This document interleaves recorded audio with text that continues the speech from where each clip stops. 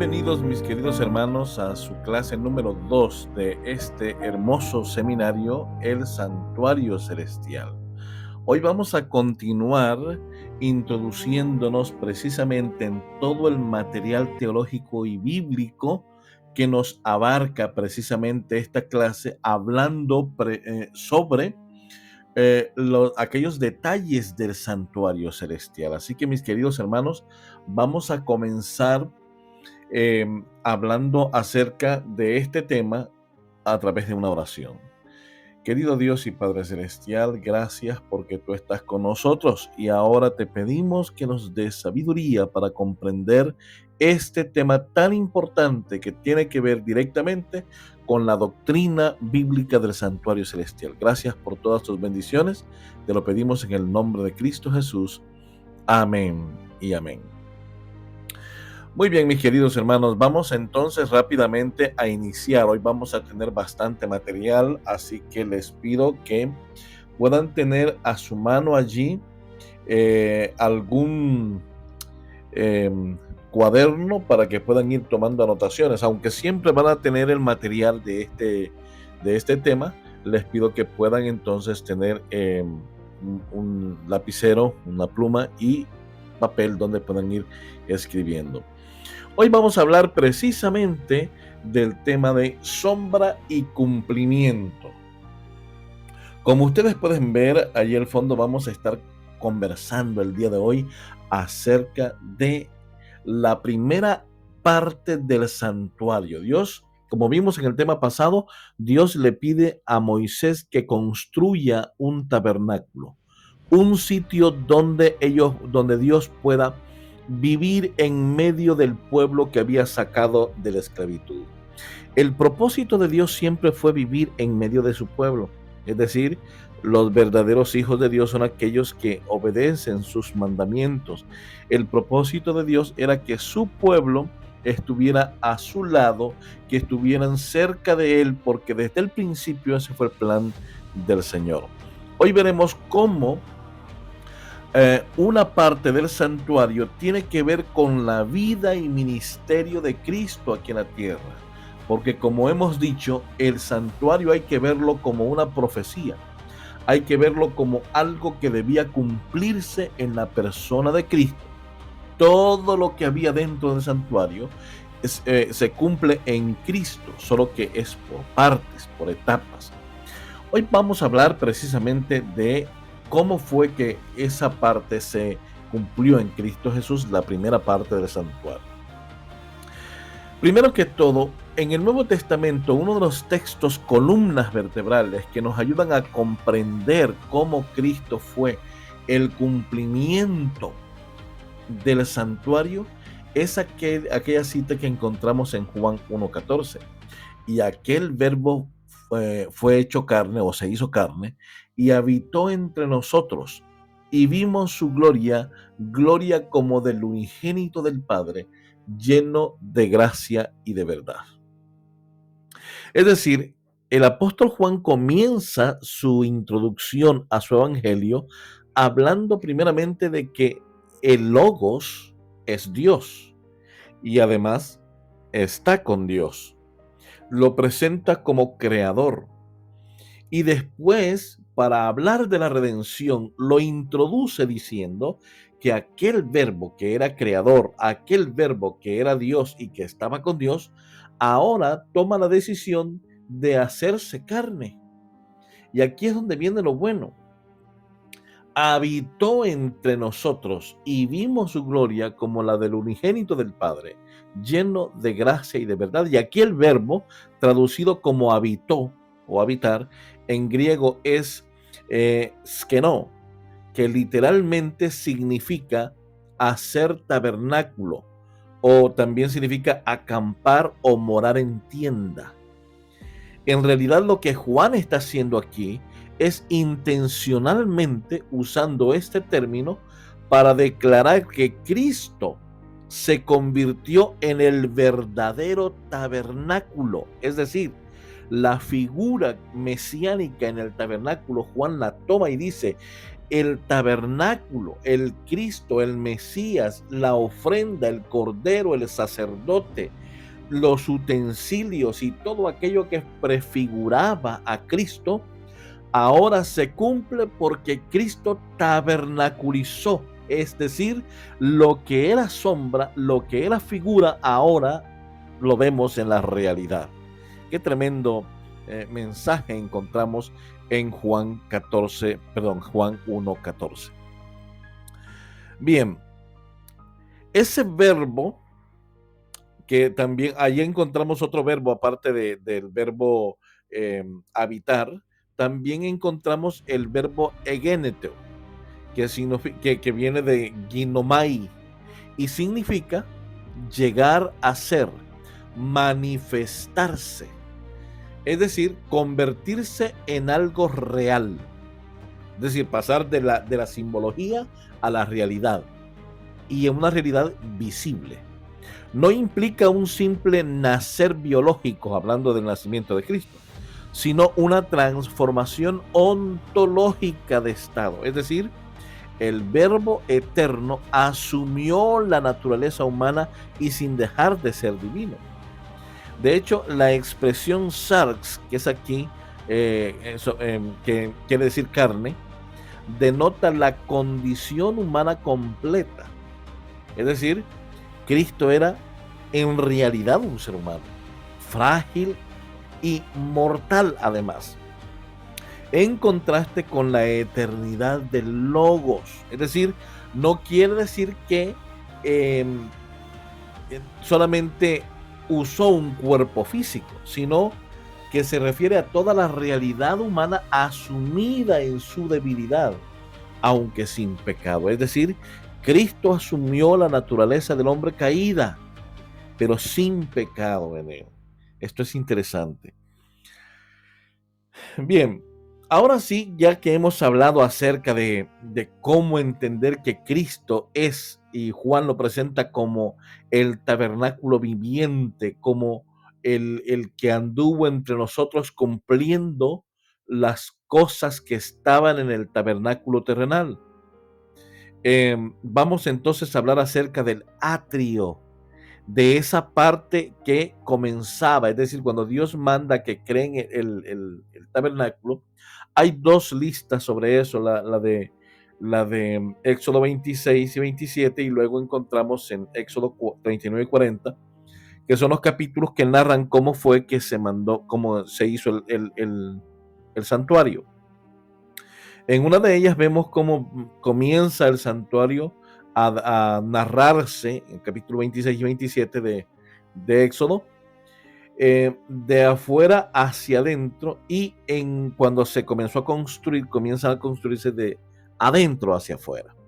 Ahora, es interesante notar aquí que en el atrio, que es de lo que vamos a hablar aquí en esta clase de hoy, el término hebreo para atrio es hatzer, que significa recinto, patio, espacio cerrado o cercado, y proviene de la raíz hazar, que implica cercar, delimitar o proteger. En otras palabras, el Señor manda a que hagan una cerca alrededor, una cerca.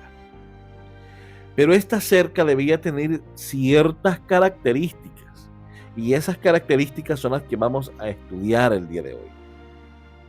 En su sentido espiritual, el atrio era un espacio delimitado entre el mundo profano y lo sagrado. Un lugar intermedio donde el pecador podía acercarse sin ser consumido, pero no aún penetrar en la presencia directa de Dios. Recuerden ustedes que el santuario estaba edificado de tal manera que en la parte interior había una especie de estructura que estaba dividida en dos partes. La primera, el lugar santo, y la segunda, el lugar santísimo. En la segunda parte, que era el lugar santísimo, se colocaba la presencia de Dios, conocida como la Shekinah. Allí bajaba la presencia de Dios y se posaba sobre el propiciatorio. En el propiciatorio, que era la tapadera del arca que contenía los querubines que estaban a un extremo y el otro. Dentro del arca pues estaban las dos tablas de la ley de Dios que reflejan el carácter santo y glorioso del Señor. Ahora, el Señor envía a que hagan una cerca, pero esta cerca debía tener ciertas características específicas y las vamos a ver a continuación. Eh, la primera característica especial que debía tener el arca, el atrio o esta cerca, son las medidas. La medida que debía tener de largo, es decir, la parte sur y la parte norte, que eran las partes largas. Recuerden que el tabernáculo estaba ubicado siempre de este a oeste, es decir, del oriente hacia el poniente. El largo del atrio debería de ser de 100 codos y de ancho debía tener 50 codos. Eso está en Éxodo 27:18. Las medidas son algo así como los 100 codos, unos 45 metros aproximadamente de largo, y de ancho la parte oriental y la parte occidental de unos 22.5 metros, que equivalen a 50 codos. Esta cerca debía tener al menos 60 columnas. Vamos a ver que son 56 en principio, porque hay 4 que debían sostener la puerta del arca, la puerta del tabernáculo, que son considerados algo aparte de la cerca. Sin embargo, en total eran 60 columnas. Estas columnas eran las que iban a sostener el, el lino, toda la tela, una tela llamada lino que estaría alrededor de todo el tabernáculo. El lino era de color blanco, que implica la santidad de Cristo Jesús y que divide lo santo que se encontraba dentro del atrio de lo profano que estaba fuera del atrio. Impresionante es que cada una de las columnas, es decir, probablemente las columnas estaban hechas de madera, de acacia también, que es la madera que se utiliza, porque si hacemos la suma de todo el bronce que podía llevar la construcción de las columnas, no habría alcanzado todo el bronce existente entre Israel de lo que habían traído de Egipto. Por lo tanto, consideramos que la columna en sí estaba hecha de madera de acacia. Sin embargo, los dos extremos, tanto la parte de abajo como la parte de arriba, estaban hechas, la parte de abajo de bronce, según nos dice la palabra, y la parte superior estaban hechas de plata. El capitel estaba hecha de plata y la base estaba hecha de bronce. La columna muy posiblemente era de madera de acacia y lo sostenía una cuerda que estaba construido de pelo de cabra. Y esta cuerda estaba amarrada en una estaca que estaba hecha de bronce. Éxodo 27:10 nos dice que el atrio estaba sostenido por esas 60 columnas asentadas en esas bases de bronce. El bronce en la escritura representa el juicio y la purificación por el fuego. Es decir, que cada columna estaba sostenida no en la tierra misma, sino en esa base de bronce que representa el juicio sobre el pecado. Ese juicio sobre el pecado lo llevó Cristo Jesús sobre sí. Por eso es que la naturaleza del pecador descansa en el sacrificio, en el juicio que se le fue realizado a Cristo por el pecado. Ahora, cada columna tenía capiteles y varas de plata. En Éxodo 27:37 encontramos esa descripción. La plata representa la redención, la naturaleza divina de Cristo, la gloriosa presencia de Cristo. ¿Por qué razón? Porque a través del juicio, Cristo Jesús restaura la naturaleza del hombre caído y lo glorifica porque en su naturaleza también es Dios y Él redimió al hombre, representa la plata, metal con el que se pagaba la deuda o se compraba a un esclavo. Y Cristo paga precisamente la deuda del hombre caído en pecado. El atrio estaba rodeado por cortinas de lino fino torcido, eso ya lo hemos visto, y representa la separación. De hecho, el lino fino simboliza la justicia no solamente de Cristo, sino de los santos que entran al tabernáculo por medio de la puerta. En su sentido primario representa la pureza perfecta de Cristo, como les había dicho. El atrio se sostenía por cuerdas y estacas de bronce.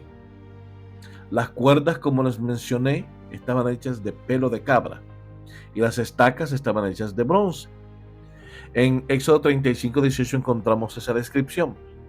Las cuerdas representan la fe que conecta la debilidad humana con la firmeza del juicio y la pureza divina. Es decir, el pelo de cabra siempre va a representar el pecado del hombre, la naturaleza, la debilidad del hombre, pero que está unida al juicio a través de la estaca de bronce y a la pureza de Cristo. Es decir, que la cuerda unía el capitel con la estaca de bronce que era el juicio divino y el capitel de plata que era la pureza divina. Y la cuerda representa esa debilidad humana que encuentra fortaleza y juicio en Cristo Jesús. Es decir, que solamente en la gracia de Cristo la estabilidad humana, la naturaleza débil humana puede encontrar regocijo y salvación. Todas las estacas del tabernáculo y del atrio alrededor eran de bronce. Y eso está en Éxodo 27:19. Encontramos esa hermosa reflexión, esa hermosa narración acerca de lo que representaban estas estacas y utensilios que estaban en el atrio y precisamente alrededor del atrio. Ahora, el metal de juicio y la purificación, juicio y la resistencia al fuego representan que Cristo resistió el fuego del juicio divino en lugar del pecador.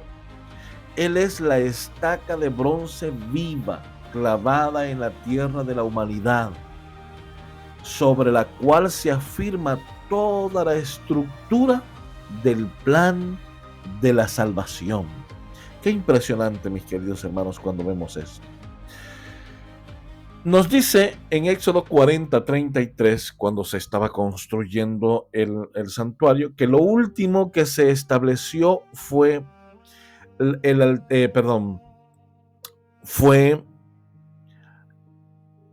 la cortina de la entrada, es decir, la puerta de acceso al tabernáculo. Finalmente se erigió el atrio alrededor del tabernáculo y del altar y puso la cortina a la entrada del atrio.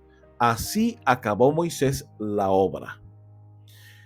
Es interesante porque la puerta estaba sostenida en 4 columnas y las cortinas estaban compuestas de esa puerta por 4 colores. Uno era el lino, que es el blanco, el azul, la púrpura y el carmesí. Todos estos colores representan un atributo preciso de Cristo Jesús. El lino, el azul, el lino representa su pureza, el azul representa su divinidad, la púrpura representa que es sumo sacerdote, y el carmesí representa la muerte, su sacrificio y muerte por la humanidad. Y precisamente tenía 4 columnas. De las 64 estaban en la puerta, que representan precisamente a los 4 evangelios, que son los que describen esos atributos que hemos visto en los colores. El Evangelio de Mateo, el Evangelio de Marcos, el Evangelio de Lucas y el Evangelio de Juan. Ahora, todo esto es muy interesante porque la puerta debía permanecer siempre abierta. El atrio solo tenía una puerta y esa puerta era la única por la cual se podía acceder al interior del atrio. No existe en toda la Biblia ningún registro de que alguien se haya saltado la cerca del atrio para poder entrar al atrio o al lugar santo. No existe ningún registro de eso, porque la única forma de entrar al atrio, la única forma de entrar al santuario era a través de la puerta de acceso que daba lugar al interior. Todo esto es impresionante, mis queridos hermanos, porque frente a la puerta, la tribu que estaba acampando era la tribu de Judá. Y la tribu de Judá era, pues, para todos bien conocido, que es de donde provino nuestro Mesías Salvador. Todo estaba perfectamente bien alineado. Ahora bien, nos dice en Éxodo 27:1, y harás el altar de madera de acacia, de 5 codos de longitud y de 5 codos de anchura. Será cuadrado el altar y su altura de 3 codos. Este altar del sacrificio se conoce como el altar del sacrificio. De hecho, este altar se conoce como el altar del sacrificio y estaba inmediatamente al entrar por la puerta del atrio. Como hemos visto, tanto el lino como las columnas, los capiteles, las bases, el pelo de cabra y las estacas, todo era una representación de Cristo como nuestro Redentor. Es decir, las bases de la salvación las encontramos en la cerca del atrio que dividía el lugar donde se podía entrar a través de la puerta. En el altar del sacrificio, el pecador arrepentido que llegaba al santuario debía entrar por la puerta para ofrecer el sacrificio al sacerdote. Y el sacerdote recibía la víctima y entonces lo sacrificaba en el altar del sacrificio. El término hebreo para altar es misbeat, derivado de la raíz sabak, que significa literalmente sacrificar, degollar, ofrecer una víctima en sacrificio, y por tanto, misbeat significa literalmente el lugar donde se ofrece el sacrificio. Ahora, en el griego del Nuevo Testamento, el equivalente es una palabra que se conoce como tisiasterión, compuesta de, o es un compuesto de tisia, que significa sacrificio, y esterión, que significa lugar o base. El término describe no un mueble estático, sino un escenario teológico de redención, un punto de contacto entre la justicia de Dios y el pecador arrepentido. Es interesante porque este altar del sacrificio estaba hecho de madera de acacia, pero sobre la madera de acacia estaba una cobertura de bronce. En medio tenía una rejilla de bronce que era sobre la cual se colocaba la víctima, es decir, el sacrificio. En la parte superior, este altar tenía 4 cuernos en dirección a los 4 puntos cardinales, que significan que el juicio se haría, o el juicio sobre el pecado tenía consecuencias universales. Y sobre este altar se colocaba el sacrificio y se degollaba el cordero. Y la sangre caía sobre el altar y la sangre que sobraba se colocaba debajo del altar. Es decir, todo quedaba allí en el altar. El sacerdote realizaba aquella obra. Es interesante porque en la rejilla, en la parte interna, lo que había era un fuego eterno, un fuego perpetuo. Y este fuego se avivaba y debía estar siempre ardiendo. ¿Por qué razón, mis queridos hermanos? Imagínense ustedes, esta luz, este fuego que estaba en el atrio, en el altar del sacrificio, eh, el bronce, cuando llega a una temperatura más o menos de 1050 grados centígrados, lo que sucede es que se funde. Lo que esto nos dice es que en algún momento el bronce se fundió con la madera que estaba dentro. Es decir, que la madera de acacia se fundió con el bronce y se volvieron una sola cosa. Es decir, Cristo Jesús representa el bronce y la madera que estaba allí, sobre la cual cayó el juicio sobre el pecado. A su vez también representa el sacrificio que por nosotros fue derramada esa sangre. El pecador que llegaba al santuario entraba allí por la puerta que es Cristo Jesús, al altar del sacrificio, que es una representación del Calvario, y por fe aceptaba la muerte de Cristo a través de la sangre de aquel sustituto cordero. Cada peldaño y centímetro del atrio representa el sacrificio de Cristo Jesús por nosotros. Y una vez que terminaba el sacerdote esta parte del sacrificio, antes de entrar al lugar santo, entonces se lavaba las manos y los pies en la fuente o el lavacro que estaba justamente después del altar del sacrificio, antes de entrar al lugar santo. Y puso la fuente entre el tabernáculo de reunión y el altar, y puso en ella agua para lavar. Éxodo 40:30. Aquí podemos encontrar entonces que el término que se usa es clillón, que significa literalmente vasija, pila o fuente para lavarse. Y proviene de una raíz que se conoce como cará, que denota hueco, cavado o recipiente, sugiriendo un recipiente preparado para contener agua purificadora.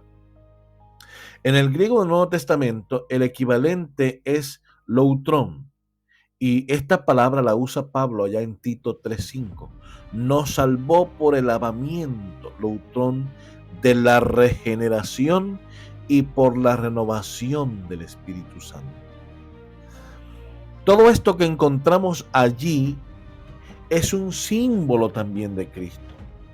Hubo al menos 3 ocasiones en las que Cristo cumple con este utensilio de lavamiento de pies y de manos, o de lavacro, que significa purificación. La primera es que es cuando Cristo estuvo en el Jordán y fue bautizado antes de iniciar su ministerio. Luego vemos cuando Cristo va al rito de humildad y lava los pies de sus apóstoles. Y cuando Cristo resucita, convalida y valida estas 2 acciones como el punto en el que el ser humano, antes de entrar al lugar santo, debe ser purificado. Antes de recibir la justicia, debe ser purificado. Antes de recibir la justicia imputada, por supuesto, debe ser purificado. Y la purificación solamente puede ser a través de la aceptación del sacrificio de Cristo Jesús. Cristo en el Jordán y en el lavamiento de pies, en el rito de humildad, consagró y confirmó con su resurrección. Y cuando Él ascendió al cielo, su vida iba purificada antes de entrar al lugar santo, donde comenzaría el ejercicio de la intercesión y mediación por la raza humana en el santuario celestial. Mis queridos hermanos, en Cristo encontramos cada símbolo. El lino torcido era Cristo Jesús, la pureza de Cristo Jesús. Cada columna representa a Cristo Jesús en su naturaleza humana, caída pero sin pecado, en una naturaleza en la que Cristo recoge el juicio sobre el pecado y lo coloca sobre sí, y glorifica la naturaleza del hombre caído en pecado a la glorificación en su naturaleza, pero en la glorificación de la compra y la redención que hizo por medio del capitel de la plata. Nos da la estabilidad por medio de esa estaca de bronce que representa el juicio y ese capitel de plata que estaba en la parte superior de la columna. Esa cuerda de pelo de cabra representa nuestra naturaleza caída, que solamente puede encontrar estabilidad en el juicio sobre el pecado en Cristo y en la glorificación y redención de Cristo en el Calvario. Solamente podemos entrar al altar del sacrificio a través de la puerta que es Cristo Jesús. La evidencia bíblica de los 4 evangelios nos dicen y nos cuentan cómo Cristo fue presentado como Hijo del Hombre, como Rey de Reyes, como sacerdote, pero como Redentor, como Cordero que fue ofrecido. Pero no solamente eso encontramos en Cristo, encontramos que el altar del sacrificio es una figura de Cristo, es una figura de Cristo. Esa madera de acacia revestida de bronce representa el juicio que fue caído sobre Cristo, sobre el pecado, para darnos así una regeneración espiritual en su muerte. Y antes de ir al cielo, Él validó que solamente a través de su sacrificio el hombre puede recordarlo a través del bautismo antes de recibir la justicia imputada en Cristo Jesús. Mis queridos hermanos, es en Cristo que encontramos la salvación.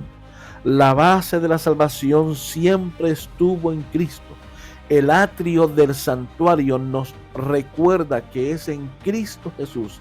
Cada peldaño, cada pelo de cabra, cada capitel, cada cuerda, cada estaca, cada color de la puerta, cada metal nos apunta a que Cristo Jesús dejó los recintos celestiales y bajó al atrio que era la tierra para cumplir en la forma humana como uno más de nosotros, a cumplir el pago que nosotros debíamos hacer. El pago de nuestra vida lo vino a realizar Cristo Jesús, para que en su vida y por sus obras nosotros alcancemos salvación. Y Él se adelantó para llegar al cielo. Y Él se adelantó para ir allí al cielo, para poder completar la redención por medio de la intercesión y mediación al entrar al lugar santo del tabernáculo celestial y allí ofrecer expiación hasta cuando se hubiesen cumplido las 2300 tardes y mañanas, que es tema de la siguiente clase. Así que, mis queridos hermanos, no temas venir a Cristo, no temas entrar por la puerta, no tengas miedo de entrar y aceptar su sacrificio, porque solamente en su sacrificio podemos encontrar la salvación y la restauración de la vida caída en pecado. Solamente en Cristo, y no tengas miedo, ven a Cristo Jesús. Que el Señor te bendiga en gran manera y nos vemos en nuestra siguiente clase, la cual estaremos hablando del momento en que Cristo asciende al cielo, entra a los lugares santos del cielo e inicia en cumplimiento de la profecía el momento exacto, y nos indica el momento exacto en que Cristo estaría en el cielo intercediendo por nosotros. Que Dios te bendiga y te esperamos en nuestra siguiente clase. Hasta entonces.